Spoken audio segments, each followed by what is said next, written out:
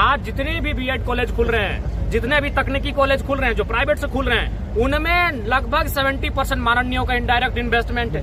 और आप कल्पना करेंगे कि हम शिक्षा को बेहतर दिशा देंगे।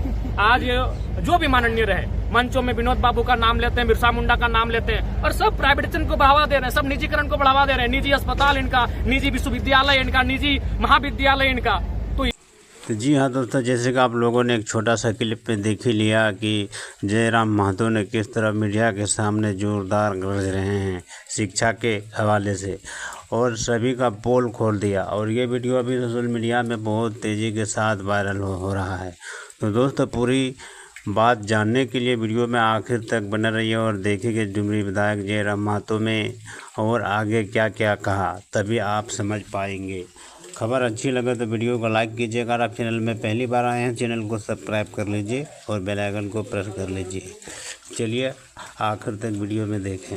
ये शोभनीय नहीं है। जिस दिन यहाँ के माननीय, चूंकि विधायिका एक महत्वपूर्ण अंग होती है, विधायिका विधि बनाने वाले लोग होते हैं, जिस दिन विधायिका ढंग की विधि बनाएगी इस राज्य में, यह राज्य विनोद बाबू और बिरसा मुंडा के सपनों की ओर अग्रसित होगा। नहीं तो आज हमें लगता है 5 से 15% विनोद बाबू के सपने को हम साकार कर पाए हैं। एक बहुत बड़ा हिस्सा आज विनोद बाबू के सपने को हम लोग छू तक नहीं पाए हैं। इसके विधि व्यवस्था को किस तरह से सुधारने की आवश्यकता है? आपने देखा, हम 1 बजे रात को गए, ये भी झारखंड के इतिहास में पहली बार हुआ होगा कि एक विधायक नक्सल प्रभावित क्षेत्र, जहां 1 महीना पहले 2 नक्सलियों का एनकाउंटर हो चुका है, वहां 1 बजे रात को एक विधायक जाता है। और उसी का प्रेशर है कि हालांकि हम बोकारो पुलिस टीम के कप्तान को धन्यवाद देंगे, लेकिन सवाल ये है कि हर बार विधायक आएगा तभी समस्याओं का समाधान होगा, और कई सारे केस पेंडिंग है, उनका समाधान कब होगा? क्योंकि वहाँ विधायक की एंट्री नहीं है। तो ये दुर्भाग्यपूर्ण है, चिंताजनक है। सरकार को उस दिशा में गंभीरता पूर्वक सोचना चाहिए, क्योंकि वहाँ कैसे उठाएंगे? हम तो हर बार उठा रहे हैं। सदन में जनता की सुरक्षा हो, चाहे जो भी विषय है जो जनता के सरोकार से जुड़े हैं, उन विषयों को इस विधानसभा के सत्र में पूरी प्रखरता के साथ, मुखरता के साथ किसी विधायक ने उठाया है, तो बिना किसी विवाद के जयराम महतो ने उठाया। क्योंकि आप इस विश्वविद्यालय के छात्र भी हैं, तो सदन में यहाँ की जो प्रॉब्लम्स है वो बतौर एक छात्र रखेंगे या आपको जानकारी मैं दे दूं, मेरा जो सवाल था, विश्वविद्यालय में जो यहाँ कर्मचारी हैं आउटसोर्सिंग के माध्यम से जो कार्यरत हैं, उनका जब मेरा सवाल हुआ सदन में, तब उनका पेमेंट को बढ़ाया गया है। तो ऐसा नहीं है, विश्वविद्यालय की चिंता मुझे है, और मैं विश्वविद्यालय की चिंता एक विधायक के रूप में नहीं, वो लोग जो यहाँ काम कर रहे हैं, वो बच्चे जो यहाँ पढ़ रहे हैं, वो हमारे घर के हैं, हम उनके बीच से हैं। तो निसंदेह बिना किसी शर्त के हम उनकी चिंता करते हैं और उन विषयों को हम सदन तक लेकर जाते हैं। क्या लगता है आने वाले दिनों में हमारा ये जो विश्वविद्यालय BBMKU, ये बड़े शहरों की तुलना में निसंदेह आज अगर आप आर्थिक दृष्टिकोण से देखा जाए तो धनबाद का कोई मुकाबला नहीं है।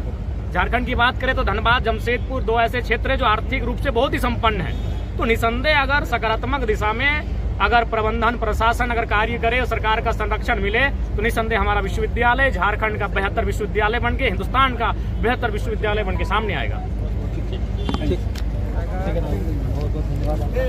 संतोषजनक नहीं है? बिल्कुल संतोषजनक कैसे रहेगी? सीधी बात कहना है, जब तक शिक्षा सरल नहीं होगी, जब तक शिक्षा आम व्यक्ति के बच्चे तक नहीं आएगी, कैसे हम हमें लगता है झारखंड के इतिहास में भी ये पहला अवसर है जब एक करंट स्टूडेंट इस राज्य का विधायक बन के महामहिम राज्यपाल और माननीय मुख्यमंत्री के साथ विश्वविद्यालय के कार्यक्रम में मंच साझा कर रहा है। ये झारखंड की राजनीति नहीं, झारखंड के इतिहास का पहला अवसर है। तो निसंदेह हमारे राजनीति में आने से आज आपने देखा भी होगा कि जब मेरे नाम का उद्घोष हो रहा था, छात्रों की करतल ध्वनि का आवाज 4 गुना हो जाता था। यानी उनको ये आभास हो रहा है कि पहली बार हमारे बीच का नेता कोई सदन में गया है। तो इसलिए ये हमारे यहाँ आना ही एक बहुत बड़ी उपलब्धि है, एक बहुत बड़ी जीत है।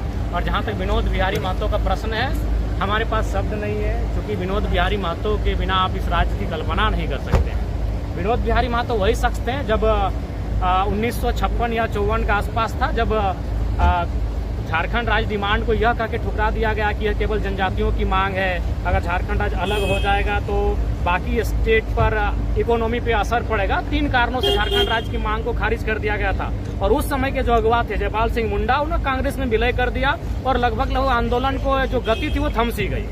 उस समय के हीरो थे जयपाल सिंह मुंडा, कार्तिक उरांव, बागुन समरई, ANU होरो।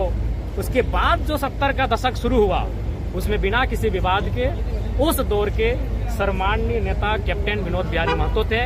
उनका सहयोग मिला कॉमरेड AK राय और दिसम गुरु शिबू सोरेन को, और उसी संघर्ष का आज ये परिणाम है कि हमें अलग झारखंड राज्य का निर्माण हम देख पाए, अलग झारखंड राज्य हमें नसीब हुआ।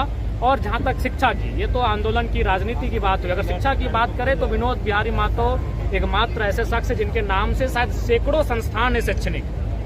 मुझे अभी भी उनके जो आंदोलनकारी साथी मिलते हैं वो बताते हैं कि अगर कहीं विनोद बिहारी जाते थे, क्योंकि आज के डेट में नेता धर्म के नाम पर राजनीति करते हैं। कहीं गए तो किसी मस्जिद में चंदा दिए, किसी मंदिर में चंदा दिए, लेकिन लोग कहते हैं कि विनोद बिहारी महतो जब जाते थे और गांव में लोग मंदिर मस्जिद के नाम पे कि विनोद बाबू मंदिर बनाना है या फिर धार्मिक कार्यक्रम में चंदा दीजिए, वो कहते थे गाँव में स्कूल बनाओ, हम सबसे चंदा देंगे। तो राज्यपाल अभी बोले हैं कि उच्च शिक्षा की जो स्थिति है राज्य में वो बहुत नक्सल प्रभावित क्षेत्र, अगर यहाँ आपको नौकरी करनी है तो आपको 12 बजे नहीं 2 बजे रात को भी हम जहाँ बोलेंगे वहाँ ना बने, तो ट्रांसफर कर लीजिए। मैं आपके माध्यम से, मेरी किसी से कोई शिकवा गिला जाति दुश्मनी नहीं है, लेकिन अगर ये लोग कह रहे हैं कि अगर अपराध बढ़ा है तो मैं पुलिस कप्तान से स्पष्ट कहना चाहूंगा कि आप उन पर विराम लगाएं, और नहीं तो ऐसी जिला में आके कोई फायदा नहीं। बिल्कुल, तो जिस तरह से अभी जयराम महतो ने चुनौती दी है प्रशासन को और कहा है कि अगर आप अपराध तो आप लोगों ने देखा कि डुमरी विधायक जयराम महतो ने मीडिया के सामने किस तरह से उन नेताओं के सारे पोल खोल के रख दी, सारे राजनीति सारे सियासती को पोल खोल के रख दी। आप लोगों ने समझ भी लिया होगा, जान भी लिया होगा। तो दोस्तों, इस वीडियो देखने के बाद आपको कैसा लगा, क्या कहना है, आपका विचार क्या है, कमेंट में अपनी राय जरूर दें। तब तक के लिए